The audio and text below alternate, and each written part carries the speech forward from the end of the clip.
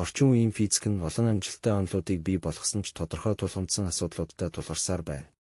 Стандарт модель нь цахилгаан соронзон суулгах хүчтэй гэсэн 3 хүчийг нэгтгсэн боловч таталцлыг оруулж чадаагүй. Түүнчлэн шатлалын асуудал, харанхуй материал ба энергийн мөн чанар, квантын гравитац зэрэг олон асуулт хариултгүй хэвээр байна. Эйнштейнээс хойш Калуза Клим, Стрэнг онол, гогцооны квант гравитац гэх мэт олон эрдэмтэд нэгдсэн онолыг бүтээх оролдлого хийсэн боловч бүрэн амжилт олж чадаагүй. Энэхүү өгүүлэлт бид орон нэг оршихуйн үндэс болгож бүх физик үзэгдлийг нэгдмэл ойлголтоор тайлбарлах шинэ хандлагыг санал болгож байна. Манай онолын гол шинэлэг санаанууд нь кварк лептоноос сансар окторгуй хүртэл оронгийн 9 шатлалт бүтэц. Орон материйн уруу хамаарлын зарчим. Шургийн дүрэн ба хас тэмдгийн ойлголт. Оронгуудын давхцлаас хүч үүсэх механизм. Тэг цэгээс фазын шилжилтээр орчлон үүсэх загвар.